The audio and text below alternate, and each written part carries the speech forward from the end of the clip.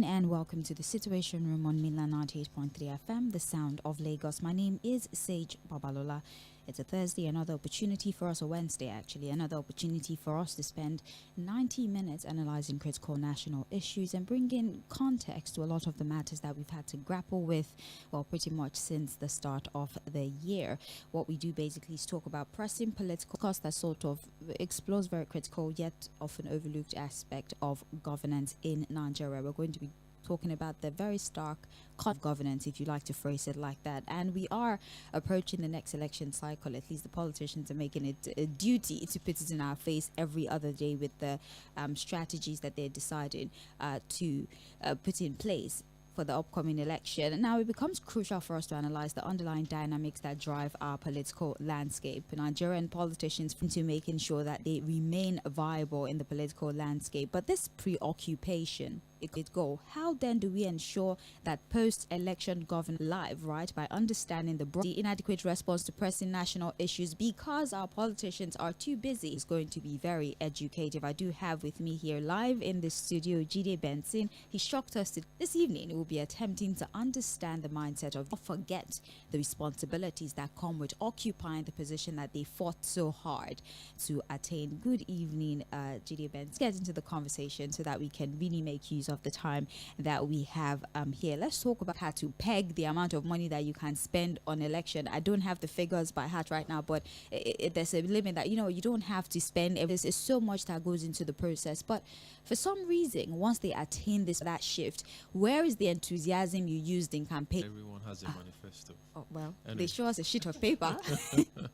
Yeah, they do show us a sheet of paper, but the question is how many people actually read instances where you find that they may not buy into it, may not know what is in under the heavens, and when they got in, we're out and about trying to just, for want of a better expression, want to hear. So there's something called playing on the people's psyche, get the real issues affecting us. By the way, I'm not speaking of them without myself being involved. Right. Because there's the reality, there's what you want to tell better generally, but things are going to be tough initially. Nobody really wants. I knew about politics, regular electricity, education, healthcare, road infrastructure, and what have you. Things possibility like pass away. A new generation is going to come. They will sing that same talk about during the campaigns. And for instance, the concept of the US politics or the UK politics, the aspirants debate that some, on account of the debates, pull themselves out of the race, or the people will say, look, you don't, or the Republican Party or the Conservative Party or the Labour. It's usually the one with the biggest Ghana must goes, or the ones that has the largest crowd. On this party, a number of times we have politics, we have democratic governments, and then the military comes and take over, and then we're getting better. I think we will get better as the years go by. It's good that you mentioned. Would say that this is actually one of the driving force as to why they seem extremely distracted, at least in the first few years, in bribery. Air quotes now. It's a lot of money to actually induce people. If you're being serious, how do you induce millions of people, right? Do you believe that even the cost of the form, let's even leave the backdoor approaches they use, even the legal process, the cost of the form to the money that I've spent, I'm not going to play a losing game. Do you believe that maybe the cost of electioneering is something of a catalyst as to why the first few years, maybe even their entire tenure, their main objective is to get a return on investment, and that's why they barely. Politician is an island. The cost of entry or the entry barrier is high. So, in 1999, when the military was midwifing our current democratic experience, not a lot of people believed that we would actually get to the final point, because people had been beaten in 1992 and 1993 and in the 80s and what have you. Costs of the forms that we talk about being high. Now, look, let's get rid of some people on account of this alone. And even when you talk about the cost of forms, some people don't buy the forms by themselves. I mean, there are examples that we can cite. That brings to the fore the concept of the Godfather or whatever you, or buttresses the point about politicians. There is no specified amount for campaigns, family, friends, and what GoFundMe and the likes. When you do eventually get some of those come in forms of direct cash, it may be appointments of their. Whether they're documented or not, if you attempt to go outside of them, it kind of says bouquet, if you like, and it's a never-ending cycle that we all are in. Right. We're streaming the program live on conversation about electioneering versus governance. Why we see a stark contrast between the attitude of politicians during the electioneering period and how they behave or that they sell to us during the campaign period, and what they are the minute they attain that position is what we're trying to make sense of. And we've asked questions about governance or what exactly is the issue. And we're still talking about finance here, only that I'm trying to link this to even give your vote. And people will say, well, our votes does not count. They will rig it. INEC will just do what he likes. But I am of the opinion that if your vote in the entire electioneering process, but for the people who take this money, who take this to ask them for good governance, well, I have paid you off, so to speak. I gave you rice, I gave you a bottle of drink, and I gave you 5,000 naira cash, and you gave me your vote. So why are you asking me questions about I can do whatever I like because I have bought you all? Of people who allow themselves to be induced, do we then now have the right to ask these politicians to serve us the right? With the politicians. Right. So for them, it is a matter of what I can get now. About a vision and what have you is completely confronts people in or in Kaduna or what have you. There are people who, you have the road to his community. He or she is not interested in that, because if you fix it and how he's able to live subsistently for the moment, was dubbed the country living with the highest number of people in multi-dimensional poverty. We don't see much of it around here in Lagos, at least not in the metropolis. If you go into the hinterland, you will see chance will continue to play on that. So even the person that has the best of intentions is many times unable to do, and how fast you are able to do whatever it is that you are able to do. So campaign is just one part of the political process. The real governance issue is with international relations, because they are vested interests in your country, having to deal with there are too many things that require your attention at and for you to be able to be that rich to be able to fund the next election is a function of do you think that maybe the cycle of our election is what is responsible for the short term 8-year single term presidency? It's all mumble, forces them to operate in the manner that they do. For example, the first 2 years you have to settle down to be ready to sustain your tenure because you only have to tenure is when they even start to think of doing anything. Do you think that fear of not having a chance to continue is why this 4 years that I have, let me sort of rescue us from that mindset that I don't really have enough time, the one that scares the politicians? I wouldn't agree with a single 8-year term. Okay. Be a single 5-year or 6-year term is, I think, my estimation, more practicable. Right. And the reason is that we can't rabbit hole. Yes. So rabbit hole is fine. Because okay, there's a carrot there. We're going down the abyss. So recent successor came and having to start from the foundation, now had to go deep into the pit again. So our systems are not as structured. You find that in other places, the first is not now. I'm one of those who wished that we had a system where there was one person in place for 10 years, 15 years, whether it was a democracy or benevolent dictatorship or what have you. Excuse me. That was in place. So we're going to continue to have this cycle for a long time. 4 years, the person can't achieve in politics, because this is where we are now. In 29 or 30 days, we will be talking about the second year of this government. But you and I pretty much know that 2027 is the number one agenda of many politicians today. We've already seen the handwriting on the wall. Yeah. And again, that's in part is a function of our new electoral act, because by middle of next year, we should already know who the candidates for each political party is. So you can't wait till early next year for begin to. If any ball will be dropped, I think it will be that of governance over politics. So you're telling me that these politicians will rather do their politics or the citizen. There's apathy, there's docility. Right. People vote because many times we don't even hold them to account, and they are what we refer to as primordial sentiments when they are governing. Oh, he's from my tribe, he's from my state, doing wrong. I will be selfish to think he's older. But the question of who will build the cat It's often a consideration. Who's going to tell Oga the truth? And they get the impression that things are fine out there. People outside of their immediate environment, their concentric circle, to go and get a feel, go and get the Badagry. I want to know what people are thinking and what people are feeling. Oh, I'm in Abuja, people are feeling about this government.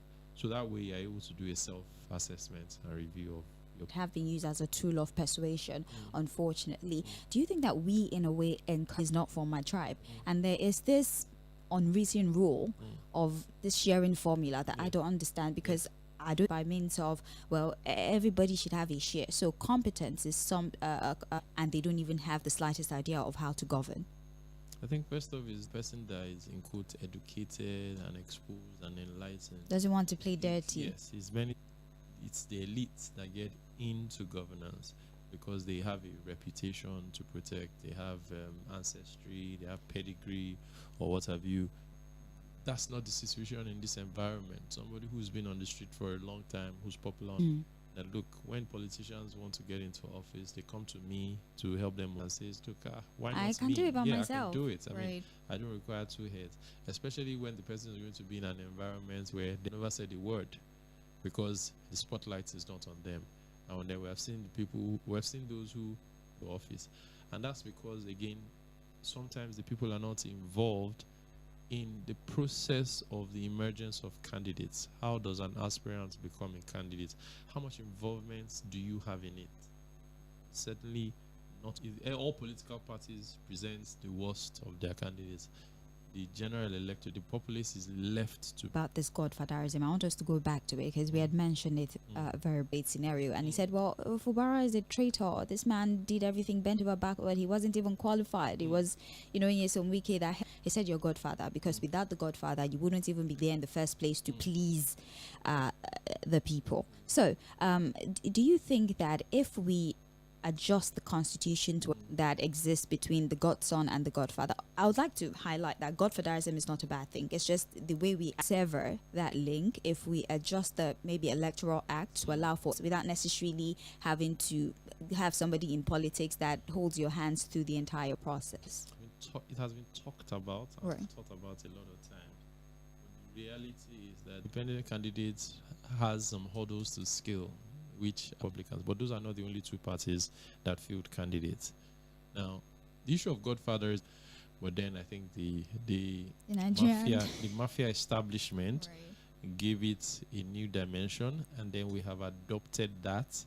So in every political setting around the world, I dare say that the concept is a political family and what have you. So it exists in one form or the other. And you manage the centrifugal and centripetal forces, if I can use that expression, to manage them well. You are a student, you are constantly a student, you're a student of politics, and so you should be able to manage them well.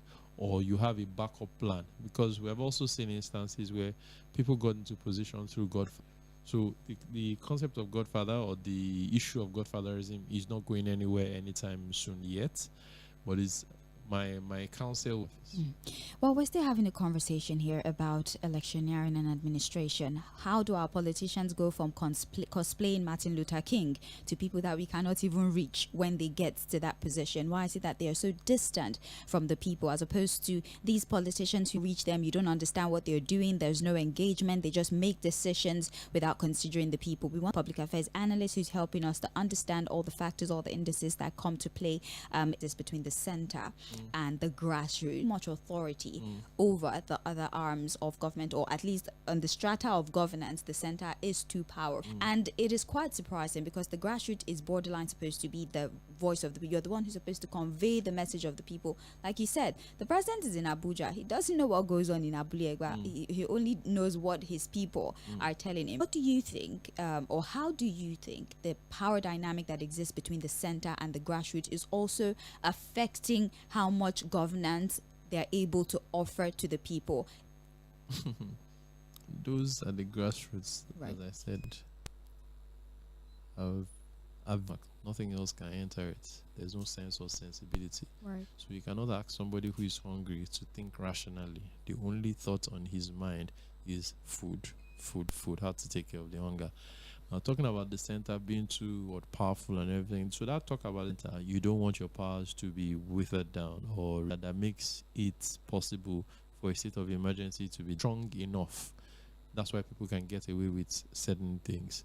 The institutions in the US are much stronger, and those were the things that were able to checkmate the president before now, who would, even where he has tried to ride roughshod over the institutions, there are still people who are not going to carry out those institutions a lot of times, because you would find that those who are supposed to carry out certain instructions of the man at the helm of affairs, whether it's at the state or federal level, that they look at, should we obey? So people chose to interpret the judgment of the replaced, and all manner of explanations or justifications were given to the judgment of the court, to the point that even the Inspector General of Police too was interpreting it. Meanwhile, all he needed to have done was to get legal advice from it. Those are the people who are supposed to give advice that, sir, we have to obey this.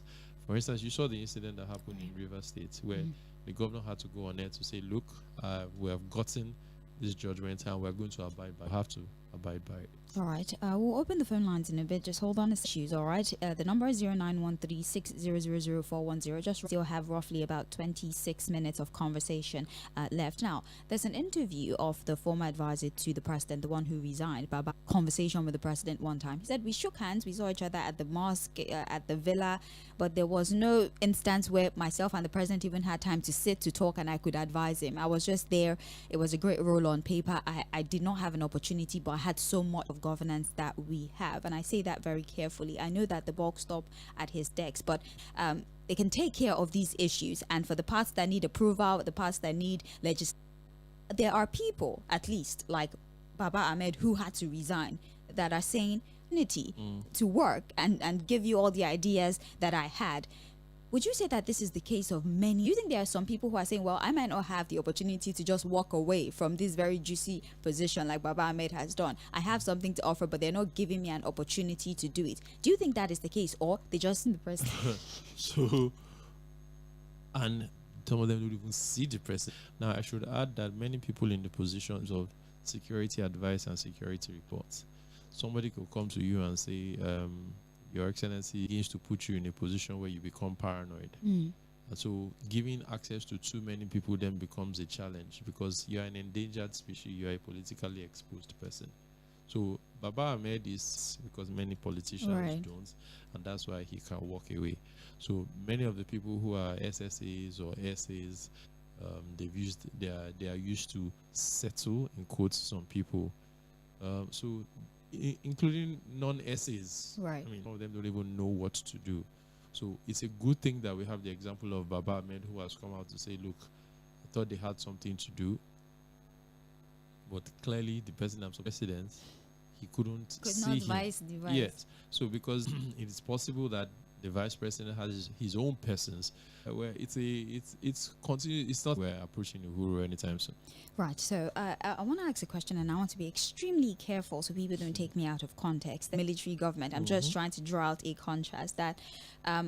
A military government just goes on ahead to do what they want to do, and that's why it is done. Some would say that because we have a democratic government and everybody now has a voice, we are now largely educating a governance. That's what I'm trying to drive. That the fact that you have to explain, you have certain documents have to be passed to certain people. There's going to be has been eroded as well, and you have to explain 1 billion times to people before they reasons out of good intention. We would have used it to execute the project. So do you think that the kind of government, the system that we practice, also in a way get the people to trust them? For example, the Lagos-Calabar Coastal Highway, people think that they're just doing it for whatever reason, but they are saying we're actually doing this for its economic benefit. First of all, in no shape or form should we support military government. That is a complete aberration. Students of political science often study military incursion in politics. And again, that is debatable, because what is happening in parts of West Africa now, Burkina Faso and what have you, has gotten us to begin to rethink some of those things.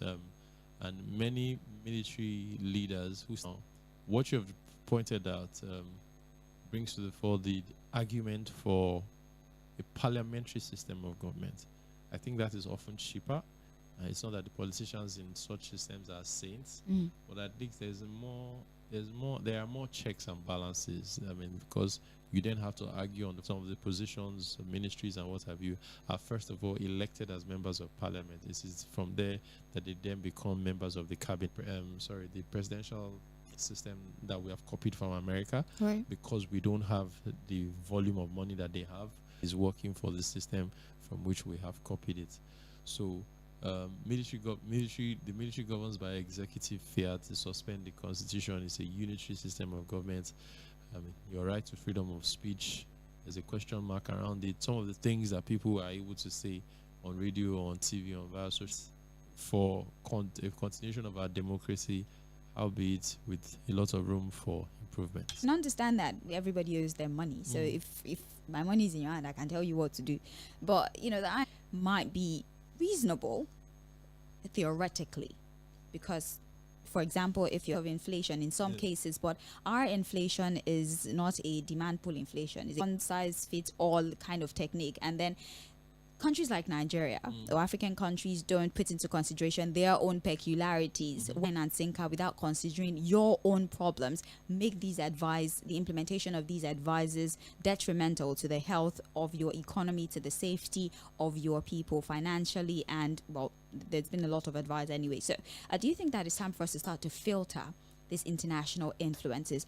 It would be delusional to think that we could excuse ourselves from that system where our relationship with them is almost unbreakable, such that it suits our own specific problems. If leadership shows seriousness and sense, we saw that in 3 months things could work. When he acted as president, when the president was away for a long time, and he acted as vice president, very short time.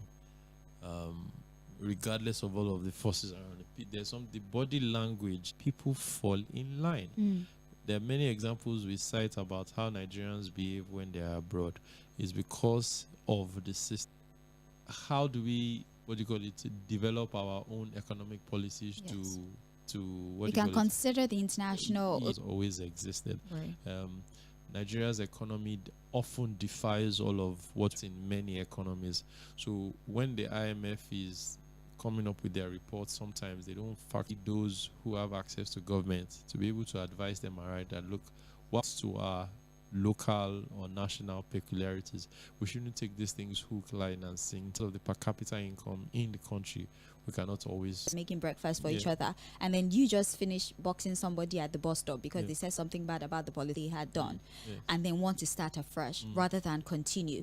Most times it's not because what their predecessor has done is bad, but because they need to teach that predecessor a lesson, especially if it's different parties, right? So how is where they stopped this desire to first dismantle what they need? I mean, they'll just, because I'll show you, Shege, you will spend money and you will pay these people before discord that they pretend to have between them. What sort of influence does it now have on the ability, right? And then the person tells us that you have no idea what this person has created for me first. That's why it looks like disconnects this, the lack of policy continuation that exists and its influence on the ability of these individuals to govern. Can you give us an insight into that? Well, sometimes when it succeeds when those things were bad, right, there are also instances when those things were not bad. But you see, when you give the impression, when you try to start afresh, that's possibly how they make money sometimes. And of course, when people are leaving office and the person who is supposed to take over for them is not their own person, every politician should have at the back of their mind that their interests can best be served by only them. They are the ones who have made promises to the electorate. And it's just what we see on paper. When you get into office, you see the reality. Almighty, when the reality confronted him, he couldn't move as fast as he had imagined that he would advise the supporters of politicians not to kill themselves on behalf of not meet themselves only on the field of politics. Some of them have been friends for together, have years. been friends for decades before deciding to go to the same places. But when it's time for politics, everybody pitches their own tents with their political parties. How can we create accountability? In period, they go to the market. We see pictures of them roasting corn with a woman on the roadside to show that they're with the people. We became a democratic nation. There's some say that the president has probably not gone to ever after a campaigning period. They don't even know what he looks like anymore, except they see him on TV. Structure that allows for ease of removal. Now, the impeachment process is a very tedious. I would do that. I get that, but impeachment process is very tedious. But what kind of easy structure can we put in place that I don't like rising? I don't like this answer. What kind of easy structure are we going to put in place? It's never going to be easy. Somebody has gotten into office and you will get into a place like that and not wield the power to an extent. We have people who would easily walk. Power is not served a la carte, as somebody once said. So you don't expect that having God, if this gives you a ray of hope, but sadly, we don't have that in Nigeria at the moment. I was going to ask about the defection, the spate of defection, and what you're supposed to do. But again, the economic realities makes it impossible for a lot of people to be up and doing with what they're supposed to do. What are your thoughts about the don't win governor, they'll give me minister, those kind of calculations and everything, and let me be friends with this person in your tent elsewhere and what have you. Also, do you think that is one of the major distractions, the fact that I need to stay relevant, I need to make this person my friend, I need to do 2 + 2 somewhere, such that they now completely forget the politics provides their daily bread. When they talk about no second address is something that we're all getting used to now. And that's why some people will, to use street lingo, their bread is being buttered. So they must think ahead. In football, they say that and that's what politicians think. It's also said that the politician does not think about, the politician thinks about the next election, while the technocrat thinks about the next generation. So we can be speaking, is able to hedge his or her bets. I know that if I join this party today, from the way things are looking for my permutation, this party is the one, or this party is the one that's more very likely to form government, or this candidate. The question will be, who ideology help? Or senator and everything. Those of you who are talking about ideology, you come knock. Well, final words. We have 2 minutes for the question and answer session that exists between who these politicians are when they are campaigning and who they become once they attain that particular to allow them do. They don't become those people. They are already those people. They don't whine us before. But we just don't want to do it. How do you want to hold them accountable? There has to be a way. I don't. Do we tend to concede? Maybe citizens of protesting is something we need to rethink. Going to the streets, carrying placards, singing and chanting. Those things worked yesterday doesn't mean that they will work today. So when the politician is saying something during them. Well, thank you very much, GD Benson. We'll go on a very short break. The phone lines are open now. Let's hear what you have or what you think the session. And you want us to talk about a specific aspect of this topic, you have the opportunity to do so. A very short break. We come back, we'll open the phone lines. You can keep the number 6000430. We're live on Facebook and on YouTube, actually, so you can send your contributions via Facebook as well.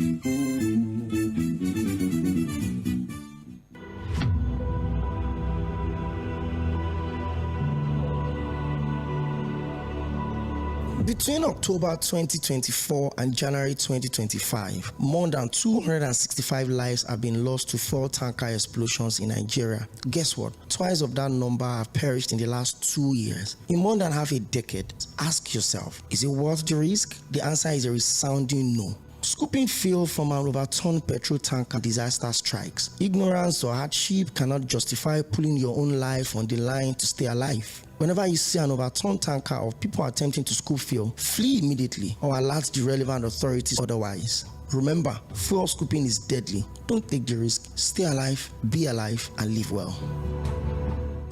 Things seem anxious and uncertain. I understand the hardship you face. I wish there were other ways, but there is not.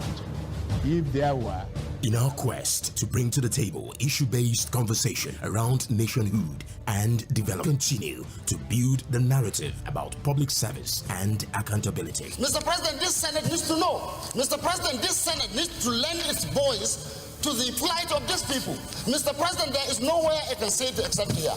This is to make their political decisions. Constant demand for quality leadership from those they voted into office. Look at us now, there is nothing, we are starving. Tinubu should please do something. It's also important to having a Nigeria of everyone's dream. Join Ogbeyemi Akinyode as it takes to task seasoned analysts, opinion makers, business professionals, and politicians on issues around politics, policies, governance, and leadership. Every Monday to Friday as we discuss the situations.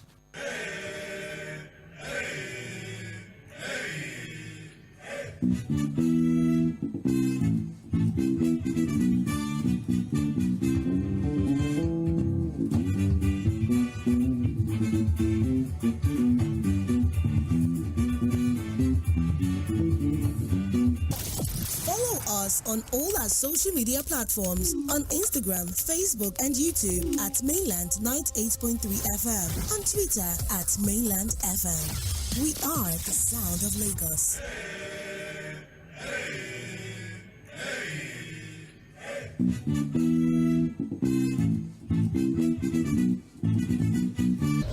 I wish there were other ways. But Development. We have made 4 to 5:30 p.m. Monday to Friday. Adaptability. Mr. President, this Senate needs to know. Mr. President, this Senate needs to lend its voice to the plight of these people. Mr. President, there is nowhere I can say it except here. This is why I'm elected. If I cannot say these things on this floor, sir, I better resign and leave. As elections give the citizens the chance to make their political decision, having a Nigeria of everyone's dream. Join WG=Akinode as it takes to task seasoned analysts, opinion makers, business professionals, and politicians on issues around politics, policies, governance, and leadership. Commute as we discuss the situations.